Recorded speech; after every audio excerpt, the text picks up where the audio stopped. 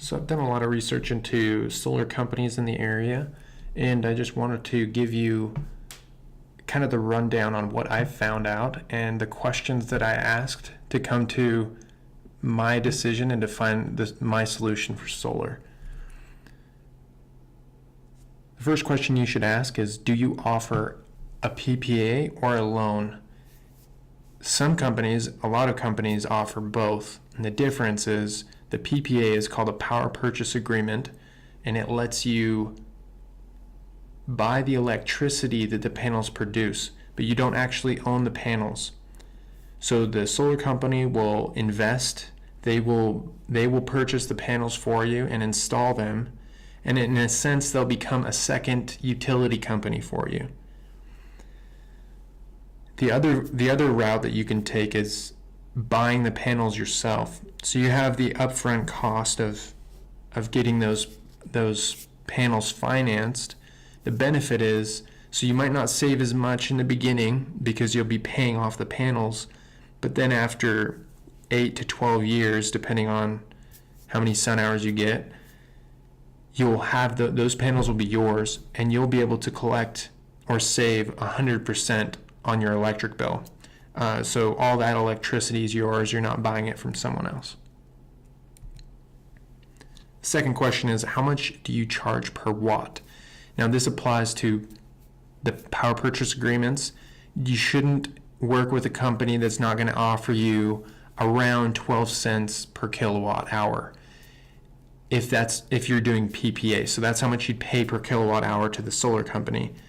If you're financing the panels, you don't want to be paying more than $4.55 per watt. And generally, an average home is going to take, an average home that gets, decent amount of sun hours, they're going to need about a 5 kilowatt system. So the price of the 5 kilowatt system, you just multiply this $4.55 by 5,000. So a kilowatt is 1,000 watts. That's how you come up with that. So this would cost about, anywhere from 20 to 25,000 on a regular system. There's a lot of companies that offer, less than that, but lower cost per watt doesn't necessarily mean you're getting the best deal. And we'll go into that later. The third question I ask is, how long does permitting take? Every county is going to deal with permitting differently. This isn't necessarily to vet the company.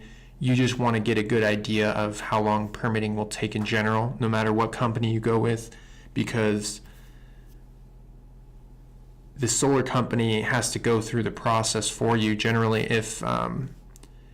especially if you're doing PPA, the company will do the permitting for you. And you should have the right expectations when you're going in, because some counties will take 6 or more weeks to process a permit, and you're wondering, what's the deal? Why isn't this solar company on the ball, when in fact they're just waiting for the permitting to get processed. The fourth question is, how are the panels insured? Most of the time, if you are financing panels, you're going to have to insure them. But if you're signing a power purchase agreement or a PPA where the solar company owns the panels and installs the panels, they're responsible for those. So they should be insuring. So make sure that if you do PPA, that the solar company is insuring the panels for you. The fifth question I ask is, how long do the panels last? Now, if you're doing a PPA, it doesn't really matter how long they last. I mean, it does, in the sense that you want efficient panels, and you want the panels to last for the full length of the contract. Most panels are going to last 25 years. The power purchase agreements generally run 20 years. So that way, after the 20-year mark, you can make a decision about how you want to proceed with solar. Financing panels, you're going to be relying on a manufacturer warranty, and generally that's 25 to 30 years. So if you're getting paid off in 10 or 12, then you've got 13 to 18 years of free electricity. So That's look for a good manufacturer warranty. Also, ask how much their efficiency deteriorates every year. Generally speaking, if they've got a 25 to 30 year manufacturer warranty, they're not going to deteriorate. But most panels, there's a slight deterioration in how much they produce every year. Generally, it's really insignificant. The last question, you can ask as many questions as you want, but at least ask these questions when you're talking to a solar company or a solar sales rep. If they do PPA, or if you're buying, how good should your credit be?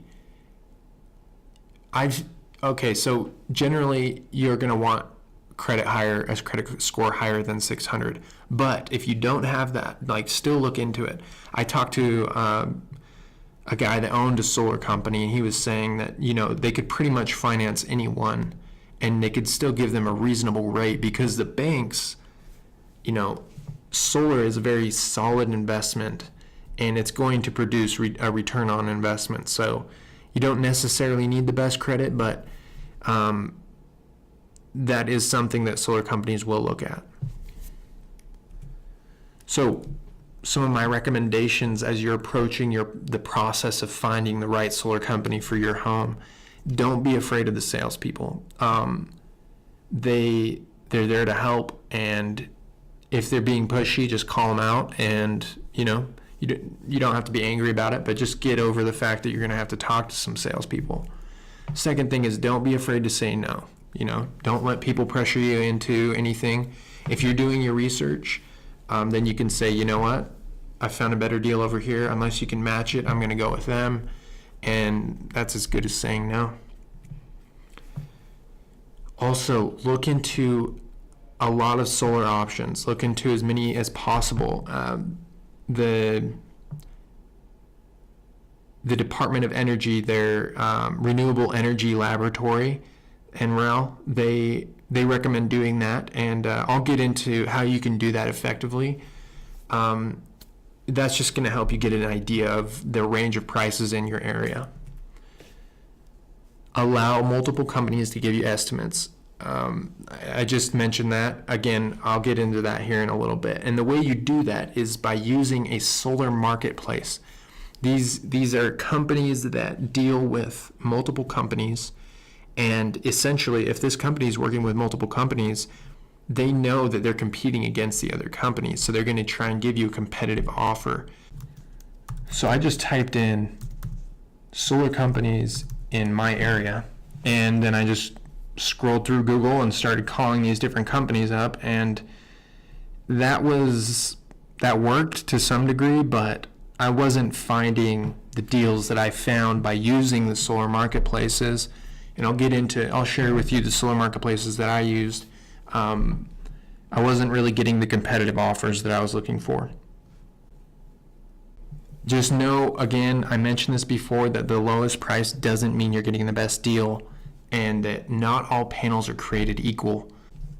You're going to need to make sure that you understand if a solar company is charging more for their panels or per watt, that's not necessarily a bad thing. Maybe they're offering you higher quality panels, and maybe they're more efficient, so you don't need to buy as many panels. Those are all things that you need to look into and consider before just going with the lowest bidder.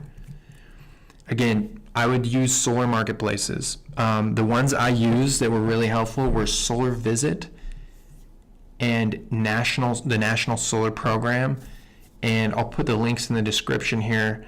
Again, they set you up with multiple companies, and then once you've found the company that you want to work with, all you have to do is, if you start getting these solar calls, you just need to ask them not to call you anymore, put you on a do not call list, and that way you won't get any more phone calls. But at least this way you're going to get the most competitive prices. So recap: don't be afraid of the salespeople. Don't be afraid to say no. Use a solar marketplace and allow these companies to give you estimates, because that way you'll save a lot of money. Let them compete against each other to give you that deal. And remember, the lowest price doesn't mean the best deal. And then consider using Solar Visit and National Solar Program. Those are the ones that I used. I'll put those links in the description below. And good luck with everything.